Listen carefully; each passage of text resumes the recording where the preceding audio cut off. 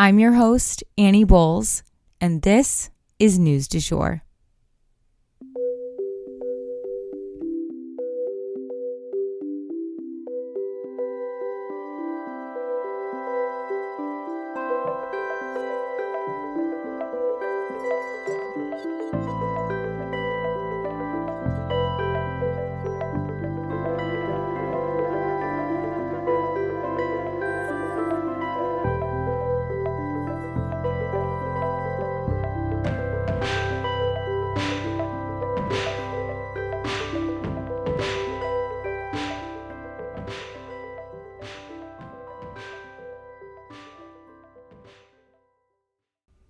Hey you guys, and welcome back to the News du Jour, a calmer space to consume the news. Happy Monday. So last week I started out the week by saying that I was really looking forward to some normal, and then my baby came down with a mysterious virus that caused him to break out in a rash all over his body. So not so normal and not so fun, but he's definitely better by now. All is past, but this week I'm just trying to go with the flow and not make any sudden movements or any broad statements like that. We're just gonna tiptoe quietly through this week and hope everything goes smoothly. Anywho, without further ado, we'll go ahead and jump into the news. I have one mini story for you guys and then 3 stories that are all kind of crazy. So let's buckle up for a bumpy ride. First and foremost, for our mini story, the Toohey family has officially announced that they plan to end the conservatorship that they have Michael Orr under and have had him under for many years. If you guys remember, we covered this story last week, but this is the dark side of the real family from The Blind Side. They have been profiting off of Michael Orr's football career, his film rights, his likeness, and more for many years, and actually never formally adopted him as per these legal proceedings. It hasn't all gone through yet, but this is what Michael Orr is alleging with his lawsuit. Again, we covered this last week, so if you want all of the details in the backstory there, you can find it on Thursday's episode. Okay, and then for our first longer story today, we are of course covering Hilary. So Hilary has arrived, you guys, and she is the first tropical storm to hit Southern California in 84 years. There has never ever been a tropical storm watch declared in Southern California in U.S. history until now. She made landfall in Mexico's Baja coast yesterday and crossed into the U.S. shortly afterward. With this storm, we can expect that there's going to be flash floods, mudslides, sinkholes, isolated tornadoes, high winds, and certainly mass power outages. By the time that you guys are hearing this, most of that will already be underway or have happened, and it has moved through depending on when you hear this. That said, Hilary was first expected to arrive as a Category 4 hurricane, but she was downgraded to a tropical storm once making landfall. So that is a good thing. But that said, rainfall is expected to reach between 3 and 6 inches, but could go up to 10 inches in some area, and that's really the most dangerous piece. The biggest worry here is not actually with winds, which is what makes a hurricane, but with flooding. Flooding is the most dangerous aspect to this type of storm for human beings. NPR hosted an expert on their podcast that told listeners, if you encounter flooded roads while in your car, quote, turn around, don't drown, end quote. And I thought that was a huge, a great piece of advice because it's so easy to remember that line, turn around, don't drown. That's what you should keep in your head. Never drive into flooded roads, you guys. I know that seems like an obvious point, but I think when you're like, oh, well, the grocery store is right over there, I'll just drive through this flooded area real quick and then get the supplies we need. No, don't do it. Just don't give in to temptation when it comes to your life. We know that human emissions are heating our entire planet, you guys. We know this. The ocean temperatures are rising, and that means that hurricanes are going to form much more easily. Warm ocean waters are basically crack for hurricanes. They make hurricanes much bigger and stronger and more frequent. Extreme weather patterns, and specifically hurricanes, have been predicted as part of climate change for decades and decades. So while scientists will take their time in verifying that this is specifically linked to human-caused climate change, and they should, it is safe to say that they will more than likely come to that conclusion in the coming days or weeks, and we'll definitely keep you guys posted on that. The entire state of California declared a state of emergency, and many areas have put out evacuation orders due to specific circumstances. You know, certain little islands and places like that are just going to get hit harder. So they have put evacuation orders in place in those certain areas. But Southern Cali is not the only place in North America with evacuation orders right now. This brings us to Yellowknife, Canada, where the 20,000 residents there are asked to leave their homes.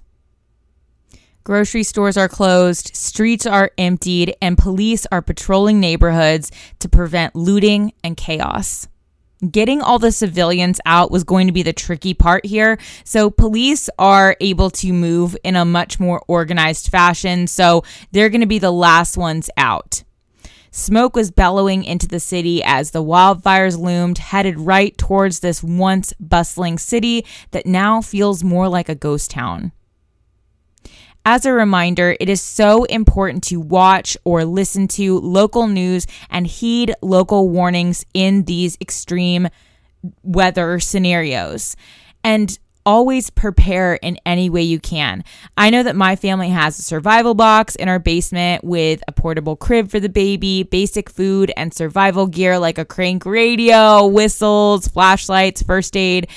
It took one good storm with me and the baby down there alone for me to realize we are always better safe than sorry, and I needed to be better prepared. Putting these types of measures in place can really mean the difference between life and death in certain circumstances. So, like I said, always better to be safe. And basically, I just downloaded a online guide to what you need in your basement for survival. I didn't come up with any of this on my own. It's just, a checklist. And I put together a little box that's labeled, and it's down there just in case we ever need it. But without further ado, we'll go on to our next story. And I do have to issue a content warning here. A major content warning. This story involves the murder of half a dozen babies or more. I don't usually like to cover this type of topic, as this is a calmer space to consume the news. And I don't like to cover sensationalized stories just to drum up drama. I want to make that very clear. We have enough drama in all of our lives, let's be real. But this story I do feel is important. That said, if you're not up for it, you can always skip ahead to hear our final story and just go ahead and skip this one. But there was a nurse in England who was convicted last week of killing at least 7 babies. Okay, guys, so like I said, I have avoided covering this story because, again, I don't like these clickbaity, trauma-tainment type of stories. That's not what we are about here. But this woman is now convicted of taking the lives of more than 6 helpless, beloved children. And I felt we owed it to their families to cover their stories and make sure that you guys were aware of this. It is believed that she attempted to kill at least 10 other babies, but was unsuccessful with these other cases. She is legitimately the most prolific serial killer of children in modern history, and the British people have been completely shaken by this case and totally heartbroken by this story. But over in Great Britain, there was a woman by the name of Lucy Letby who worked as a nurse, yes, a freaking nurse, you guys, at the Countess of Chester Hospital in Northwest England between 2015 and 2016. During her time there, she perfected different ways of making it look like she was helping a sick child while she was secretly harming them, trying to make it look like they had died of natural causes rather than what was actually happening. She was injecting them with air or insulin or overfeeding them. When babies started dying at much higher rates than normal in this neonatal unit, the hospital began an investigation. You see, it's obviously not a good look for hospitals to be losing patients, period, but especially not children who are supposed to have better outcomes, being more naturally resilient, and this was definitely a red flag for the hospital that they needed to figure out exactly what was going on. Doctors were actually struggling to find medical explanations for these sudden deaths as well. So that investigation that began small had as many as 70 police officers working the case by its peak, according to the New York Times. Before long, investigators began to realize that Lucy was the common theme throughout all of these strange cases. They then found that she was falsifying medical records of these patients, which led investigators to her doorstep. In her home, they found sprawling Post-it notes that honestly, you guys, could have been straight out of Criminal Minds. They had all this tiny handwriting all over them about how she found herself to be evil and that she, quote, killed them on purpose, end quote, supposedly because she felt she was not good enough to care for them. On Friday of last week, they read the verdicts. She was guilty, and that brought the end to a multi-year journey. Lucy was someone who seemed so normal, so beige to those around her, but that kind of served as the perfect cover for her horrific crimes. No one believed that she was capable of something so perverse and so cruel, and honestly, so completely evil. What's maybe the most heartbreaking component to this story is the fact that she was a nurse. I think we all consider nurses to be some of the most beautiful and selfless spirits that operate in this world. I know I do, at least.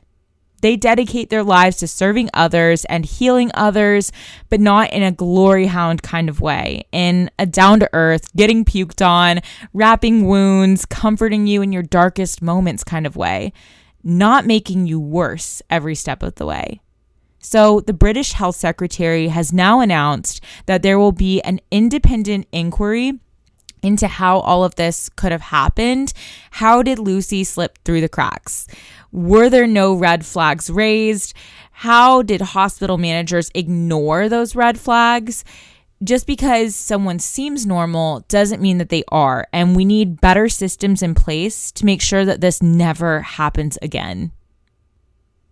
I wanted to end this story off with a list of the names of the children whose lives were taken from them, but they have understandably been hidden from the public. So instead, I would like to just do a moment of silence for their very special, all too short lives, and for all those who loved them. May they rest in peace. And for our final story today, I'm sorry if I go over a little bit, you guys, but I wanted to let you know that Donald Trump is not going to be participating in the debate. So Donald Trump has officially announced that he will not be participating in the Republican primary debate, which, as a reminder, is happening this Wednesday on Fox. This is a pretty major slap in the face to the Republican Party as a whole, but also to Fox News, who would certainly stand to profit off of Trump bringing his loyal base along for the ride. His team has floated the idea that he is not participating because he has nothing to gain, because he's already so far ahead in the polls. But what if some of his competitors show up and show out? What if they come out looking stronger? So Trump has decided that he is going to be interviewed by Tucker Carlson instead, which at first I thought, oh, I gotcha. So Fox News still gets their airtime with Trump. But no, lest we forget, Tucker Carlson is no longer synonymous with Fox. He has his own platform now, and that is where Trump is going to be interviewed by Tucker Carlson on his own platform. So as a reminder, he's gone rogue, and I'm sure that is why Trump is excited to be interviewed by him. The rule book has been thrown out. It is the Wild West out here, and I'm excited to tune into all of this for you guys and serve up any juicy details right here on the News du Jour. And that for today is the News du Jour. Today, I wanted to leave you guys with the quote, "There are as many ways to live life as there are people in this world." If you enjoyed this episode, please subscribe on whatever podcast platform you use to listen. A rate and review or shout out on social media would mean the world to us and help us be able to keep creating the news du jour. But the best way to support all of our work is to become a patron at www.patreon.com/sugarfreemedia. You can also follow us on social media under sugarfreemedia.co on Instagram and just sugarfreemedia, all one word, on TikTok. Any little noises you may hear in the background are my rescue pup. He has a little separation anxiety and always records with me. We appreciate you listening and look forward to telling you about the news again next time on News du Jour. Broadcasting from Oklahoma.